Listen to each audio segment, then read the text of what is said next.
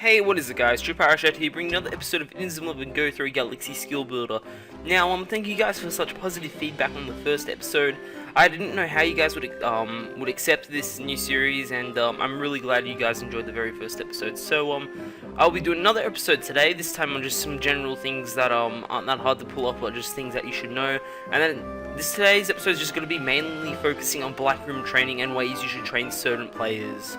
So, yes, this is just what I know, and my opinion as well as things you shouldn't do when you train certain players and so on and so forth. So, yeah, so if you guys do not know where the Blackroom is, which you should know where it is, because it's actually shown to you in the story, it's in the Galaxy Note. If you press the Y button while you're there, it is this big room towards the back, as you'll see on the bottom screen. Then this will take you to the Blackroom training. Now, I'm not going to be going over the locations of all these, Blackroom devices, because you only start off with 3 for the different training methods, but generally you get majority of them from chests, from clearing routes, as well as I think you only get a handful of them from playing from opening chests. So this music's very frustrating, so I'll just have to go into it though. Damn. Alrighty, so let's just say the player you want to train is, let's say for example, Orsus. We'll use Orsus as today's example. So now I'm going to showcase the interface of the screen. Now, so generally, there's only for training your players, there's only 3 of these things you actually want, and those are Blackroom training method 3, 6, and 9. You don't really need any other one of the skills. These are 4 mini games here, the 4 orange ones, and the other 2 blue ones are just weaker versions of this one. Now, I'll quickly just briefly go over the minigames work. How the minigames work is that depending on what score you get, depends how much points you'll be able to give to your player. So now I'll go over the points real quickly. You see on the bottom screen, they're just above here, you'll see how I have 200 points. Now depending on which character it is, some players have different amount of points, and these are additional skill points you can give. So let's just say I get 10 skill points. Now I can increase any of Orsus's stats, add 10 skill points just by a variety. So I'll show an example here in a second, but I'll just quickly go over why the 3 main ones you want are these last 3 here. Now the auto option here is the option where you don't have to go through any mini games or anything, that you just pay for a point. So it says here 1 point equals 500 points, $500. So let's just say I want to spend I want to give Orsus 10 points, so I'd pay $5,000, 5,000 points, whatever it is, and then it allows me to give him 10 points. And now this is the interface where you can spread out, so I can increase his stats by a total of 10, not every stat by 10, but overall stat increase by 10 points. So let's just say I want to increase all his stats, but I want to kick his kick loss by 3, so I can do stuff like that. Now, you'd never do that on a player, I'm just telling you how to do it now. And now this third option here is the reset option, which is free. So let's just say you're not happy with what you did with the player, and also see how my points have gone down by 10, I can only add an additional 190. So now let's say, oh, I did a mistake with raising my player, I'm not happy with his final result, I can reset it for free. Now, as we saw there, we paid 5,000 points to get 10 points, but instead we're going to do this one here. Now there are 3 things. This is the roulette points, so depending on what you get on the roulette, if you get a miss you only get 1 additional point. If you get a neutral, which is the most common one, you get 12 points, and if you get lucky you get 30 points. So, and this is also 2,000 points. So now we paid 5,000 points to get only $5,000, I should say. We paid 5,000 points just so we can get 10 points for Orsus, 10 stat boosts. But now, if we pay 2,000, there's a chance that we can get 12 points, which is over half the price of the 5,000, as well as the fact that it is even more by 2, and also there's a chance I can get 30. So if we do it this way, if we want to get 30 skill points, that'll be 15,000. How much would it be? Let's go 30. It would be. Let's keep on going. It'll be $15,000, which is pretty expensive, and we can get it for literally less than a third of the price, which is pretty damn. Well, not less than a third. Yeah, less than a third of the actual price. So that is really not less than a third, less than a fifth of the price. That's like a very big percentage difference. So now we're gonna do this now here. Now it's not guaranteed that you're going to be able to get luckies every time. For example, I got a miss there. which is just ruins you, that you only get 1 point, so that kind of sucks. But in the long run, this is the most efficient way to train your players, doing it like this. Because as you'll see here, we're going to go over it again, we're going to do it again, and we got lucky this time, so we got 12 points. And we're going to do it one more time, so now we added just 13 points to him, for a cost of, this is $6,000 we're about to waste on him now. So, we got another miss. This is just a horrible example, but, just press A there. So, according to the, oops, that was the wrong thing here. So, according to the automatic trainer, and that is the wrong one, we just increased those stats by 14 points. So now, according to the trainer, that is, 14 points is worth $7,000, but we only use $6,000, so you're going to be saving more money if you do it this way, just in general, even if you do get unlucky. Like I said, I just got extremely unlucky then, and it's the most common thing you will get is the 12 points, but I'm just going to reset Ursus because he's not going to be used for my example today. Let's quickly just do over that now real quickly, and bam, alrighty, all good, alrighty. So that's how you do Blackroom train. That's the most efficient way. And now I'm going to go over how you should Blackroom train certain players. So I'm going to be covering the best ways you should train forward players. And when I say best train, I mean what stats you should increase. So I'll be talking about forward players, midfield players, defenders, and goalkeepers. And of course, we're going to start with the simple one first, which is the goalkeeper. So the only goalkeeper I've actually trained is as soon as I find him, he was on the first page the whole time, is Ibiki. Now, as we can see, Ibiki has a tremendous stat of 576 catch. That's because I do have him mixing trains, and he does have 2+30 skills, as well as the gloves, but it's pretty obvious what you want to train goalkeepers, and you want to train them in their catch stats to get the best results from goalkeepers. I know the CPU automatically, when you fight the level 99 teams, the CPU automatically trains the goalkeepers in their catch stat and their stamina stat. Now, I personally disagree with how the computer does it like that, even though it's just how it's programmed to do it. If you train a goalkeeper, only train the catch stat. You don't need anything else, just the catch stat. And then if you want, you can give 2+30 skills like I did, and if you want to make your goalkeeper even stronger, Mixie trains him so you can actually get the 2+30 skills to get your goalkeeper with a really high catch stat like that. So goalkeeper was the simple one. So now we're going to do forward. So for my examples I'm going to use, if I can find him, we're going to use this Matsutagi Hayato, the normal form one, and we're going to compare him to the dark form, and what I've done differently here, and what I regret doing.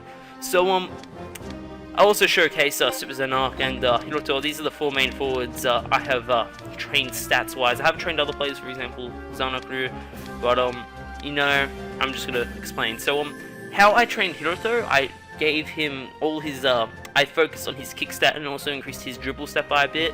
For Super Zanark, I only trained his shot stat, his kick stat, sorry. For regular Matsutagi, I trained his shots, kick stat by a little bit, but focused on his speed. And I did the opposite with regular Matsutagi by focusing on his kick stat and then doing minimal speed increase. So, the main two examples are going to be these two. This is what I call a speed forward, which is a forward that focuses on speed, and this is what I call a shooter forward, which just focuses on scoring the goal. Now, personally, speed forwards are horrible, in my opinion. Now, hear me out here. This Matsutagi Hayato sucks compared to this Matsutagi Hayato. The power difference is tremendous between them. As we can see, this Matsutagi Hayato has there's a stat difference in the kick stat by 180, but at the same time, there's a speed difference by 123. So, you know, it is quite a marginal difference, but the thing is that this Matsutagi Hayato is just as fast as this Matsutagi Hayato. Now, how is that possible? The speed stat is completely different, is like marginally different, but this Matsutagi Hayato is just as fast, or even faster than this Matsutagi Hayato. This Matsutagi Hayato has a skill that you can get from a team, I don't remember which team it is, but you can get them from a team that increases players' speed when they have the ball, or when they're trying to get the ball from an opposing player. The only advantage this Matsutagi Hayato has is when an ally has the ball, he's fast still. But as for this Matsutagi Hayato, when an ally has the ball, he's not going to be as fast as usual. But as soon as he gets the ball, his speed is going to be increased by a lot. So, if you just give this player the skill instead of focusing on the speed stat, the player is extremely better, and they can still have the power of a striker that you want. So speed strike is not worth it. You want to focus mainly on the kick stat of forwards. And I did say before that I did amp the speed of him a bit. That was just my personal preference. If I didn't amp the speed of him a bit, I could have had a kick stat that is equal to, not equal to, but a bit less of Super Zen Arcs. Probably, I'm not entirely sure actually. Might have to look into how much I actually increased the speed stat by, but that is what I chose to do. And now with how I did Hiroto, I did a bit of his dribble just because I felt like that his aggressive beat would be useful in 1 second, guys. Sorry about that, urgent call. But anyway, the reason why I trained a bit of Hiroto's dribble stat is because I wanted to make him most of his aggressive beat. Now, aggressive beat is a pretty useless move on its own, but if you have a decent dribble stat, it will save you from, let's say, for example, against level 99 teams, how I explained this before, but against level 99 teams in this game, their weaknesses are the fact that their forwards can only really shoot, their midfielders can only really dribble, and their defenders can only really steal the ball. So if you give a forward such as Hiroto aggressive beat, he'll be able to cut past the forwards and the midfielders fairly easily with no trouble whatsoever. Well, I wouldn't say no trouble whatsoever, but he'll be able to do it pretty easily. So that's why I decided to train his dribble stat a bit. But overall, you want to just increase the dribble stat, not the dribble stat, the kick stat of a forward, because the job of a forward is to score the points. That is the job of a forward. And like with the goalkeeper, if I can find, there's a biggie right there. The job of the goalkeeper is to protect the goal. That is why you increase his catch stat. And the job of the forward is to score points. You don't leave the defenders up to score points. You don't make the goalkeeper goalie charge like I do on a regular basis to score points. That is just wrong. That is not how you play the game to perfection, or not to perfection, to full potential. So the reason why I wanted to use this example is just to point out the flaws between this one, making the speed striker over a kick striker. So yeah, that's what we're gonna do. That forwards train their kick stats and maybe a bit of their dribble if you want to have that field breaking potential. Next, we're gonna move on to midfielders. So midfielders are a bit cool, as in they've got a different kind of mix. Because the midfield's the center player. It is true that I just said that the job of the forward is to score points, but also midfielders have that reliability being in the center of the field. They can come up and shoot the ball, as well as the fact they can go further back and defend, as well as they're the key link between defenders and forwards, as you have to make passes through them to get in between one another. So midfielders, you can go for different varieties of sets. For the set I use for Tema, I just focus on him dribbling. As we can tell, I've got a really high dribble stat for him, being 442. But other potential move sets you can do is make it so that instead of having a really high dribble, you can have a balanced dribble and kick stat, or a balanced dribble and defense stat, as well as amping the speed a bit. You've got a lot of variety with the midfield characters. That's why personally they're one of my favorite positional players, just because they've got so many opportunities to use them differently. So let's just say for a different example, if I can find one. Give me a sec, I need to find a midfielder for different capabilities. Alrighty, let's say this guy, I don't know his name, but how I haven't amped his stats. Let's say Kasaka, because I actually know the guy's name. So Kasaka, how I've got his moves, as we can see, I've got 2 shots, a dribble, his attack, and a block his attack. Now what I can do with this, I can train his kick stat as well as his dribble stats so they're balanced, so he can have the potential of cutting through the defense as well as having a shot as well. And let's say for this guy, we can do the difference of that, because as we can see, I've got a fully evolved defense his attack, so I can train his dribble stat as well as his block stat, so he can help the defense out a bit. So that's what you'd like to do, and with these kind of 2 examples, you have this guy a bit further back in the formation. If there's a formation that has the midfield lineup, how there's like a bit higher or a bit further back, depending on what formation you use in your team. But that is what you want to do, and with the speed, that's if you want to just try and bring in opportunities, because the speed of players will help you create opportunities for players to move up the field. So that is what I've got to say about midfielders.